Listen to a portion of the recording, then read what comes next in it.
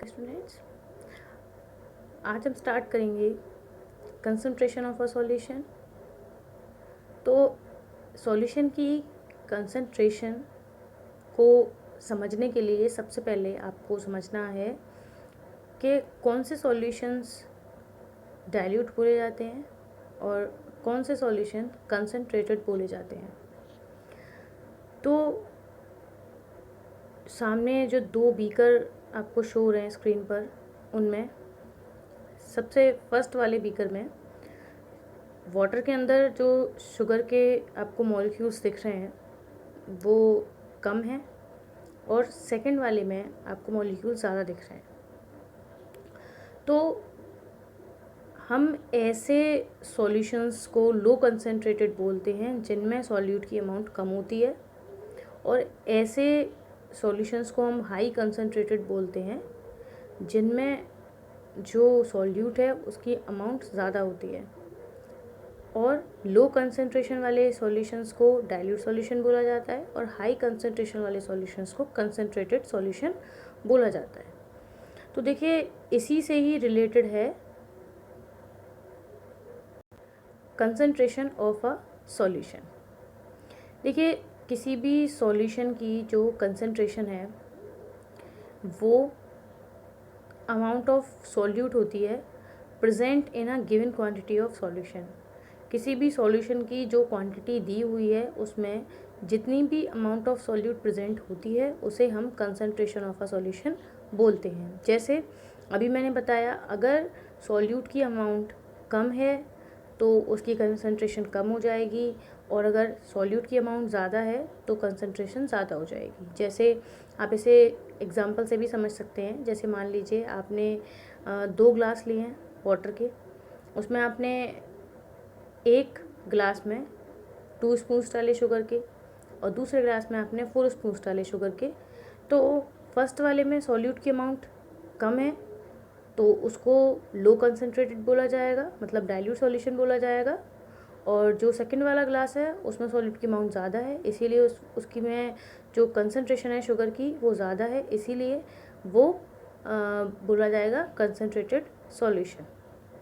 तो इस तरह से हम कंसंट्रेशन ऑफ अ सॉल्यूशन को बता सकते हैं, डिफाइन कर सकते हैं।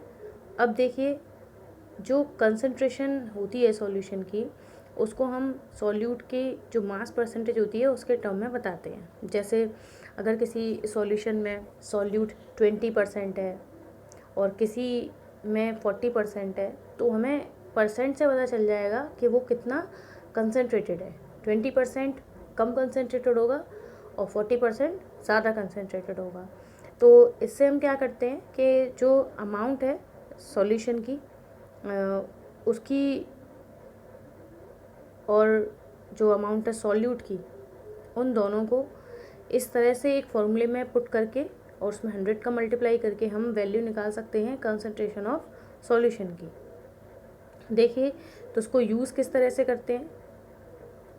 एग्जाम्पल में देखिए लिखा है, पहले लिया है हमने एक मास ऑफ सॉल्यूट लिया है, सपोज किया है 10 ग्राम, और मास ऑफ सॉल्वेंट लिया है हमने 90 ग्राम। तो जो मास ऑफ सॉल्यूशन है वो कितना हो जाएगा। देखिए, हमेशा सॉल्यूशन जो है वो सॉल्यूट और सॉल्वेंट से मिलके बना होता है, इसीलिए सॉल्यूशन में जो अमाउंट ली जाती है वो सॉल्यूट और सॉल्वेंट की दोनों की प्लस करके ली जाती है। तो यहाँ पे मास ऑफ सॉल्यूशन कितना निकल के आ जाएगा, 100 ग्राम। तो कंसंट्रेशन इसकी कितनी हो जाएगी फॉर्मूले के अकॉर्डिंग, 10/100 × 100। तो कितना परसेंट निकल के आ गया, 10%।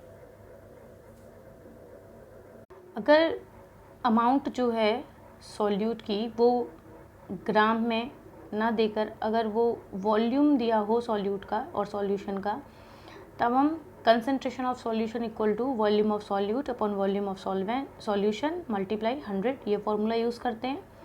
तो अगर मास दिया हो तो ये फॉर्मूला है, और अगर वॉल्यूम दिया हो तो ये फॉर्मूला यूज़ करते हैं। इसी तरह से इसका न्यूमेरिकल सॉल्व होता है, सिर्फ ग्राम की जगह पे वैल्यू जो है वो वॉल्यूम में मतलब दी होती है ml में। तो इसी तरीके से सॉल्यूशन का जो कंसंट्रेशन है वो हम निकाल सकते हैं। अब नेक्स्ट हमारा टॉपिक है कौन से सॉल्यूशंस सैचुरेटेड सॉल्यूशन बोले जाते हैं और कौन से सॉल्यूशन अनसैचुरेटेड बोले जाते हैं। तो देखिए, अगर हम कोई सॉल्यूशन बना रहे हैं, जैसे हम वाटर में सॉल्ट मिक्स करके या शुगर मिक्स करके हम एक सॉल्यूशन प्रिपेयर कर रहे हैं, तो आपने नोटिस किया होगा कि सॉल्यूशन जब बनाते हैं हम, तो वाटर में हम सॉल्ट डाल रहे हैं और लगातार हम सॉल्ट के अमाउंट को बढ़ाते चले जाते हैं, तो सॉल्ट उसमें डिज़ोल्व होता रहता है। लेकिन एक स्टेज ऐसी आती है कि उसमें जो सॉल्ट है वो डिज़ोल्व होना बंद हो जाता है। तो फिर यहीं से ही ये दोनों टॉपिक आपके क्लियर होंगे कि जब तक हम सॉल्यूट की अमाउंट को डिज़ोल्व करते रहते हैं तब तक तो वो सॉल्यूशन अनसैचुरेटेड रहता है, और जब सॉल्यूट की अमाउंट डिज़ोल्व होना बंद हो जाती है तब उस सॉल्यूशन को हम सैचुरेटेड सॉल्यूशन बोलते हैं। लेकिन कंडीशन ये रहती है कि टेम्परेचर कैसा होता है, फिक्स। ना तो हम अनसैचुरेटेड सॉल्यूशन बनाने में टेम्परेचर को इंक्रीज़ करेंगे, ना डिक्रीज़ करेंगे, और ना ही सैचुरेटेड सॉल्यूशन के बनने पर अगर हम टेम्परेचर इंक्रीज़ करेंगे तो फिर सैचुरेटेड सॉल्यूशन दोबारा किस में कन्वर्ट हो जाएगा, अनसैचुरेटेड में। इसे हम अभी आगे और एक्सप्लेन करेंगे, जिसमें हम पढ़ेंगे कि इफ़ेक्ट क्या पड़ता है कूलिंग का और हीटिंग का सैचुरेटेड सॉल्यूशन पर। लेकिन उससे पहले आपने नॉर्मली भी ये नोटिस किया होगा कि अगर आप वाटर में सॉल्ट या शुगर डिज़ोल्व कर रहे हैं और आप अगर उसे गर्म करना स्टार्ट कर दें, हीट करना स्टार्ट कर दें, तो उसमें सॉल्ट या शुगर की अमाउंट और घुलना स्टार्ट हो जाती है। तो इसीलिए सैचुरेटेड सॉल्यूशन या अनसैचुरेटेड सॉल्यूशन दोनों में ही टेम्परेचर हमें कैसा रखना पड़ता है, फिक्स। तब हम देखते हैं कि क्वांटिटी डिज़ोल्व हो रही है या नहीं हो रही है। इसे एक एग्जांपल से समझ लीजिए। जैसे 20 डिग्री सेल्सियस टेम्परेचर पर कॉमन सॉल्ट मतलब सोडियम क्लोराइड की 100 ग्राम वाटर में सिर्फ 36 ग्राम अमाउंट ही डिज़ोल्व हो सकती है। तो यहाँ पे अगर हम 36 ग्राम से कम अमाउंट अगर कॉमन सॉल्ट की 100 ग्राम वाटर में मिक्स करेंगे तब तक तो वो अनसैचुरेटेड सॉल्यूशन रहेगा। लेकिन जैसे ही अमाउंट 36 ग्राम होगी वो सॉल्यूशन क्या बन जाएगा, सैचुरेटेड सॉल्यूशन। नॉर्मली भी आप जो सैचुरेटेड सॉल्यूशन है उसे बना सकते हैं, लेकिन उसके लिए आपको फिक्स टेम्परेचर की ज़रूरत पड़ेगी।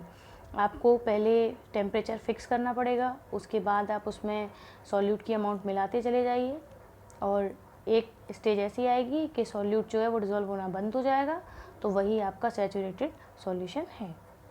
देखिए, सैचुरेटेड सॉल्यूशन पर हीटिंग का और कूलिंग का क्या इफ़ेक्ट पड़ता है, तो उसके लिए आपको फर्स्ट चैप्टर में पढ़ाया हुआ एक कंसेप्ट जो है वो थोड़ा दिमाग में लाना पड़ेगा। और वो कंसेप्ट है कि हम जब किसी चीज़ को किसी दूसरे सब्सटेंस में डिज़ोल्व करते हैं तो उनके पार्टिकल के बीच के जो स्पेसेस होते हैं वो आपस में उन्हीं जगहों पर चले जाते हैं। जैसे जब हम वाटर में शुगर को डिज़ोल्व करते हैं तो शुगर के पार्टिकल वाटर के जो पार्टिकल्स होते हैं उनके बीच में जो स्पेस होता है उसके बीच में चले जाते हैं, इसीलिए वो उसमें डिज़ोल्व हो जाता है।